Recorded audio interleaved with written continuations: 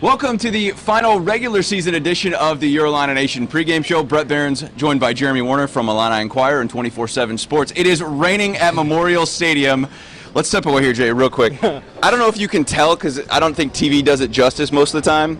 The rain is coming down pretty hard right now. When we walked in, at least when I walked in, I don't know about you, It wasn't raining. I was optimistic that maybe the gods would be good to us and it would not rain for the game. Not so much. It's going to be sloppy today. Yeah, the heavens opened up right around about an hour before kickoff, and the Illini are taking the field. It is wet. I mean, there's no fans in here today. I think a lot of them will be under the underhang, which when Brett Behrens texted me and said, hey, we're going to be under some cover today, I was like, thank you, because that Purdue experience or something. But for the team, at least they've played in something like this before and came out with a big win against Purdue. We are on the 5th floor of Memorial Stadium. The staff here gracious enough to let us set up here at the far end on the north side.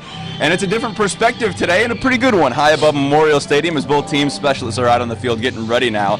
It's Illinois and Northwestern. Illinois favored coming into this one, but the injuries are significant today, starting with Brandon Peters. You got a list here, Jeremy. Yeah, I wanted to pull out the list so I we got so many of them here today. Yeah, so the biggest names, of course, Brandon Peters out. That late hit that looked like a targeting, and Lovie Smith's been pretty upset about that one, as he should be. No surprise he's not going to be here. I would expect Matt Robinson to get his second career start. Will we see Isaiah Williams, another storyline we thought would be a bigger storyline against Michigan, but Matt Robinson led him better than Williams, so we'll see how the Rod Smith decides to spread those out. But Jake Hansen out today, of course, after missing the last couple games. And another big name that a little bit of a surprise is Josh Imatorbhebhe, the number one wideout for Illinois, which I think is a big concern here because now with Bebe out, Ricky Smalling out, Trayvon Sidney, your top three wide receivers are out for this game. And I did the math, Brett. You have 43 receptions this season available to you at wide receiver today. Northwestern wide receiver Riley Reese has 46 receptions on the season. So Illinois really hurting at wide receiver, and I expect Northwestern to really load the box up against Illinois today, make Matt Robinson beat them in these kind of conditions. That's why the running game is going to have to get going, but Northwestern's front seven is pretty good. And at the same point, Illinois, I expect to stack the box against Northwestern as well, make the Wildcats' four-string quarterback beat them, and that's what Illinois has done here really since that Wisconsin game. Stack the box a lot more, force teams to throw against them, and it's been a recipe for success for Illinois' defense. All right, weather's going to be a huge concern today. Injury is going to be a huge concern today for the Illini. But general thoughts about what you expect from this game, because Northwestern seemingly has nothing to play for other than to get that Lana Lincoln Trophy and to retain it and to maybe send Illinois to Detroit. Take the under. That's what I would say. I think it was 49 to start. Now I think it's about to 41. I'd take the under today. But yeah, Northwestern, they have felt a little better about their offense the last couple of weeks. Now that's not saying much because they were atrocious offensively in the month of October. I think they scored 13 points in the month of October. They scored 22 points in back-to-back Big Ten games. Against UMass, who's a terrible team, they scored 40-something. So the running game's gotten going a little bit, but they're on their fourth-string quarterback, Andrew Marty. But he can't be worse than what they've tried out there this year. Hunter Johnson, their five-star transfer from Clemson, has not lived up to the expectations. TJ Green out for the season with an injury, and Aiden, their other quarterback, wasn't very good either. So Andrew Marty's a big guy, gets their run game going a little bit, so it's going to be important for the Illinois defense to keep the contain, keep the edge. But they've done well with that. The last 4 Big Ten games, they've held opponents to under 4 yards a carry. So the rushing offense has been good. But I think this is going to be another game that depends on takeaways, turnovers. Illinois finally lost the turnover battle last week against Iowa, and you saw it led to a loss. And can Illinois force turnovers and establish a run game? And they did that pretty well against Iowa. And really the last month of the season, they've established a run game fairly well. Look, I think if you would have told many people that Illinois was going to rush for almost 200 yards against Iowa, you would have taken that. They held them to less than 80. I mean, that was significant. They won the line of scrimmage, and if you're going to do that against Iowa, I think you have a pretty good chance to do that against Northwestern. Yeah, I like Northwestern's front seven. Their linebackers are really good. Patty Fisher, we know that name. Blake Gallagher's a really good player. Joe Gaziano, a pass rusher for them, is a really good player. So I think they're a better front than Purdue gave you. But you did have that kind of game before, and you won that kind of game before. You won the trenches against Iowa. Where Iowa beat you was with those big plays, those big passing plays. I don't think Northwestern's going to have that kind of challenge. But I do think this is going to be a close game. I do think this is going to be an ugly game. Can Illinois win that kind of style? We'll see, but I think Northwestern's pretty happy that Brandon Peters, Josh Imatorbhebhe are out, because those are the two guys that can really pose big play problems. And I think the thing that I'm going to take away from this from Illinois, they went on the road at Purdue Purdue, took care of business in an environment just like this. It was awful outside.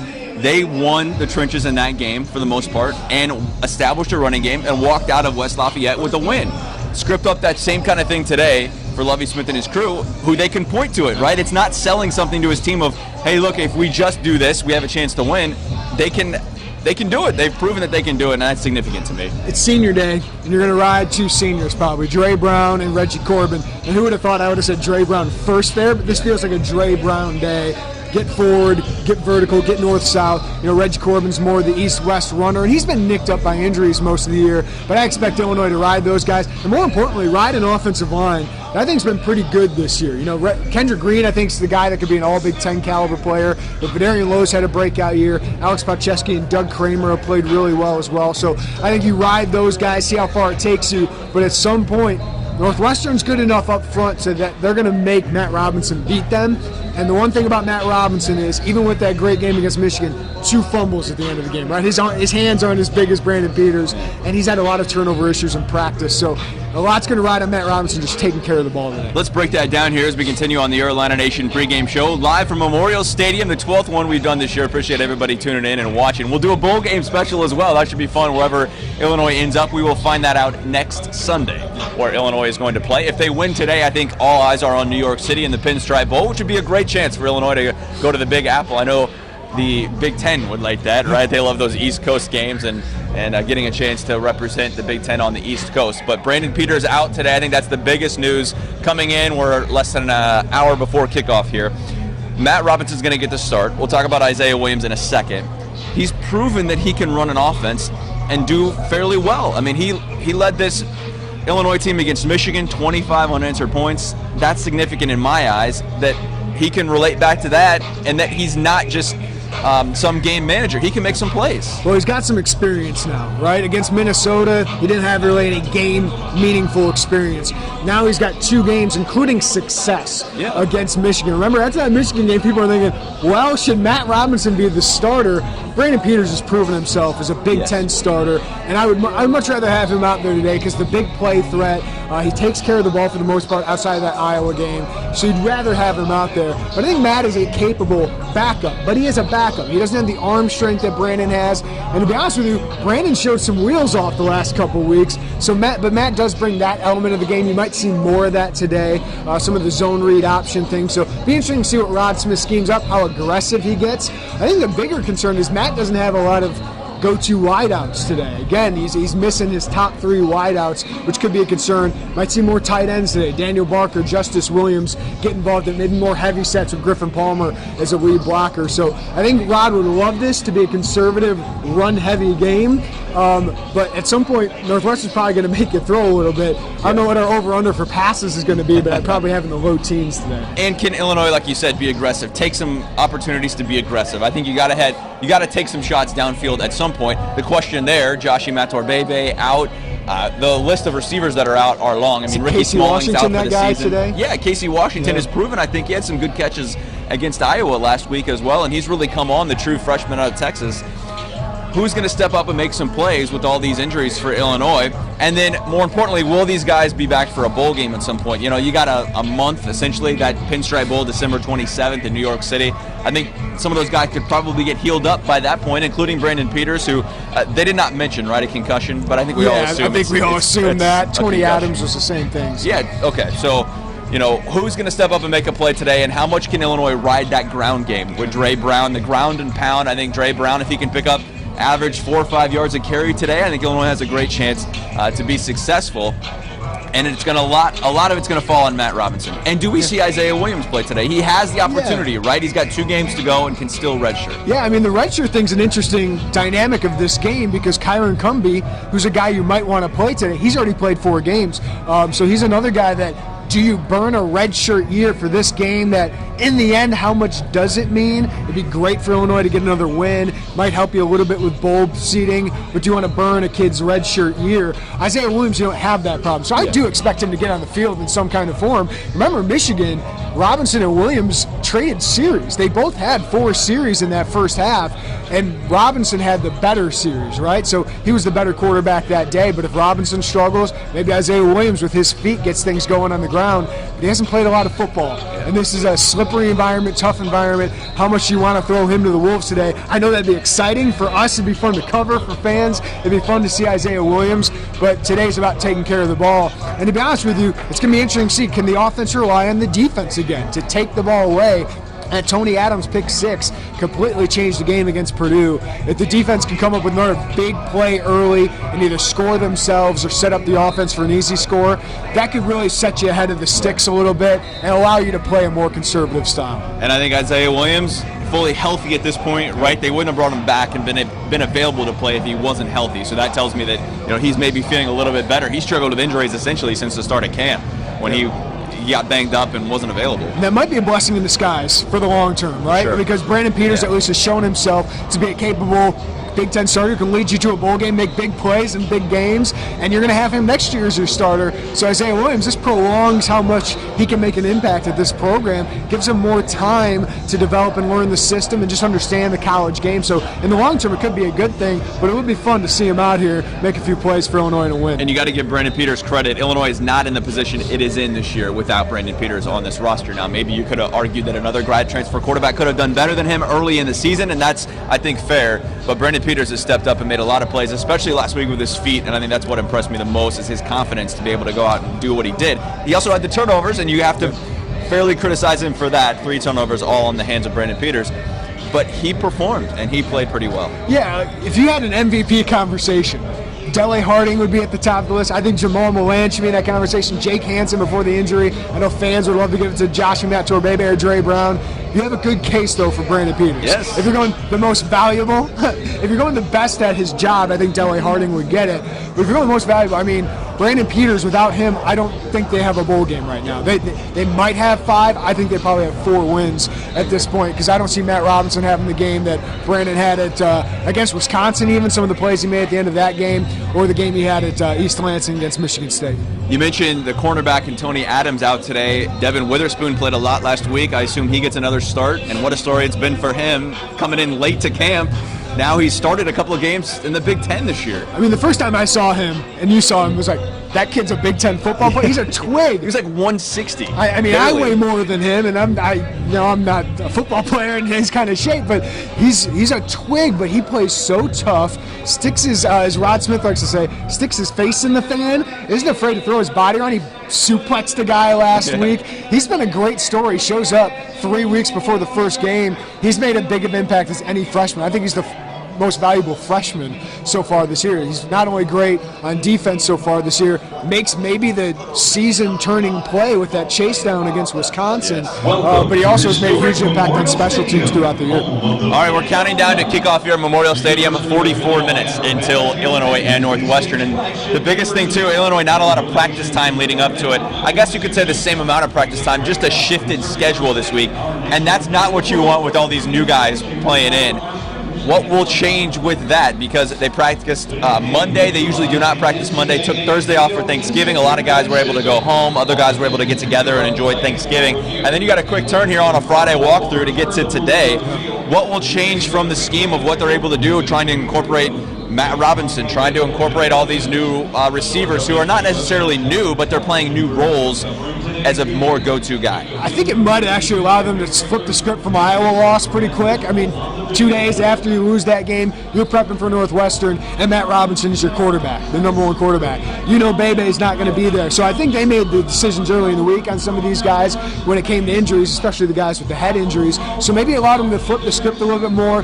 Lovie Smith is the way he does things. He wants kids to go home or to be able to have a Thanksgiving holiday.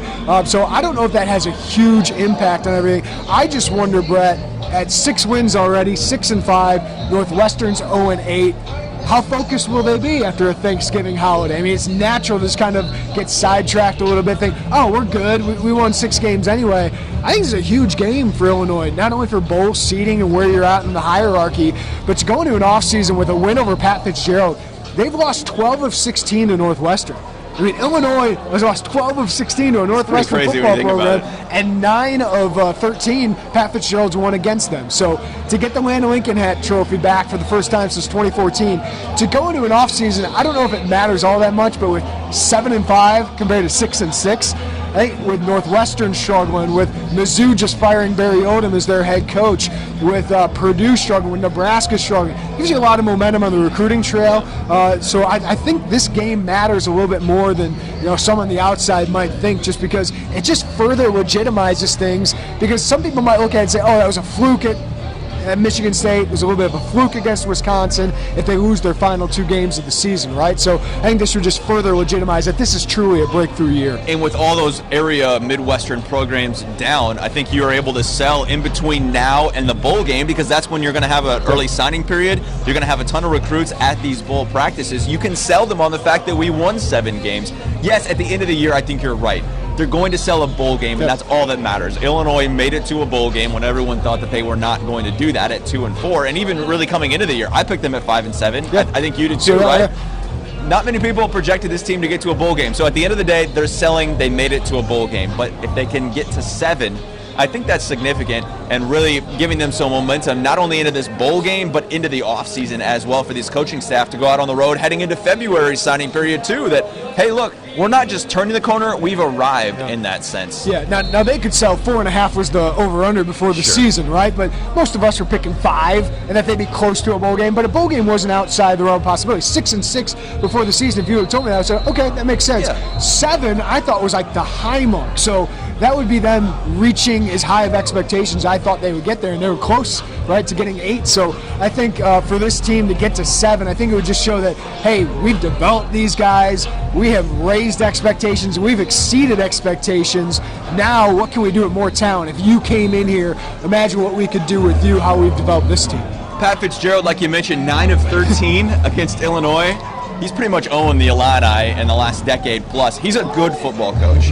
No one's going to argue that, even if you don't like Fitz as an Illinois fan. He's a really dang good football coach, and he's led a program that historically has not been very good into the Big Ten West title last year. And yes, they go first to worst, but this would mean a lot for them today. And this rivalry, I don't know how it sits for you fan-wise. I mean, I get the sense that in football, fans have more of a rivalry with Purdue, I don't know, Wisconsin maybe. I think Missouri would be the best one if they brought that series back, and they will in 10 years 2026, I think it is. But yeah, I mean, I don't know if there's as big of a rivalry because the Northwestern fan base is just so small, right? It's not like you're competing with a fan base every day. You're seeing Northwestern fans every day because there's just not that many of them. But Pat Fitzgerald irks a lot of fans, and Northwestern irks a lot of Illini fans. And you know why? Because they've beaten Illinois. Right? They have had Illinois' number, and to be honest with you, they're beating Illinois for some recruits too, especially in state. They've landed some big-time linemen here recently. So Pat Fitzgerald gets a lot of media love because he's great with the media, which is very different than Lovie Smith. But there's also a lot of Northwestern media people out there, but they've had success. They haven't this year, but I think this is one of just those years where everything's gone wrong for them, whether it's quarterback, whether it's injuries. They need to probably change their offensive play caller a little bit, but that's a good program. And I think, I don't know if this is their Super Bowl since they played for a Big Ten title last year, but for this season, this game means a lot for them, that they can say, hey, Illinois, we still brought the Landon Lincoln Trophy back. We still got your number even if we had a bad year. All right, we'll see what happens today. Last check, Illinois was about an 8.5-point favorite. I think is what they had it tabbed at. 41 I saw as the over-under. I don't know. I think at this rain coming out, it's picked up too since we've started here as both teams are on the field here, all units on the field as we count down and kick off on the Illini Nation pregame show. And you want to send your seniors out the right way. You mentioned that a little bit earlier. 17 seniors is what I had it tabbed at. That's maybe the most in a couple of years after there was so much attrition from guys leaving. And a lot of these players maybe aren't the biggest playmakers for the Illini, but they really set the foundation in my eyes for Illinois to have some success. You look at a guy like Dre Brown or Reggie Corbin that stayed here, decided to stick it out when so many other guys left. And that says a lot to me, and I think that would mean a lot for them today. Both guys earlier this week getting a little almost choked up thinking about the moment and what this could mean today to go out with a win at Memorial Stadium. When, look, Lovie Smith was hired in 2016, gets 3 wins that year, and then they followed up with 2, and you're thinking, what's the future of this program? What's it going to look like? And those guys decided to stick it out, and I think they deserve a lot of credit for that. No, they do. This is the last vestiges, basically, of the Beckman era. There's still going to be a couple Cubic guys here next year, but, Beckman recruited some fantastic people. I always give him credit for that. Dre Brown, Reggie Corbin, are the epitome of that. But I think you can also look on the defensive side of the football. That spine of your defense are all seniors. Jamal Moran and Tymir Oliver, I don't know if they get enough action because they don't get the sacks here, but they have been very disruptive and huge for Illinois to stop the run. And then Dele Harding, we all know how good of a year he's had. Then Stanley Green, his return to that defense after missing the first couple games has really been huge for them. It just gives them a stabilizing force that can wrap up and tackle. They were having so many tackling issues. Stanley and then Sidney Brown obviously have really helped that. So, yeah, I mean, the Beckman guys, Cubitt guys, are almost all gone now. But those guys have made big impacts. I'll make another guy, a guy who's a redshirt junior, but he's done with his career. He wants to move on to his normal life. Ayo Shagbanyo has really stepped up and given them a solid defensive end. So he's one of 3 redshirt juniors who are on scholarship who's playing probably his last game for Illinois today. So he's another guy who's made a big impact, a Cubitt recruit. All right, we'll see what happens today. Illinois and Northwestern from a rainy Memorial Stadium. Here's the matchup. Illinois comes in and tries to get 7 wins for the first time in the regular season since 2007. I believe it was. They did get 7 wins both in 2010 and 2011, but haven't done it in the regular season since 2007. And there's a lot of those moments, Jeremy, as we look back on the history in the last decade plus of Illinois football. They got a chance to check off a few more today, and I think that's significant for what this season has become for the Illini and all those important moments of what this season means going forward. Yeah, I have a long list of the first since whatever, and it's, first bowl game since 2014, first time they won 4 straight Big Ten games since 2001. You mentioned it, all the things since 2007, finishing above 500 in the Big Ten. I think that's the measure of success, is how you do during conference play. It's been a long time since they've been able to finish over 500. I think that's very meaningful today. If you're able to do that and check off more of these boxes, it gives these guys on the field and in the program more confidence moving forward. They know how to win games, but again, the recruiting cell, I think, is monstrous for this team. So I know they've already made a bowl. I know Rod Smith has said they're playing with house money the rest of the season after beating Michigan State.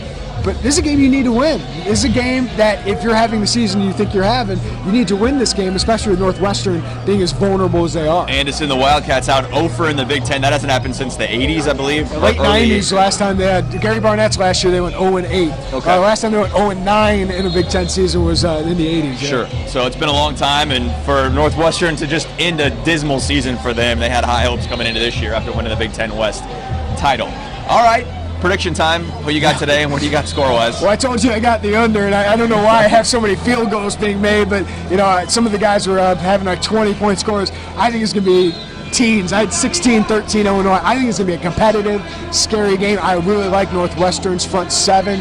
I do think Matt Robbins is going to be tested at times, and can he make the big plays? But I think the Illinois defense will do just well enough to eke out a win and end the season on a high note. All right, I'm going to pick Illinois as well. I think they can get to that 20-point mark at some point. Whether that comes off a defensive turnover, touchdown, something like that, I would predict more of that than the offensive game to get going. Pass yards, I got to pick under 100 for both teams. I mean, look, it is absolutely pouring right now. And the wind has really, really picked up the last couple minutes.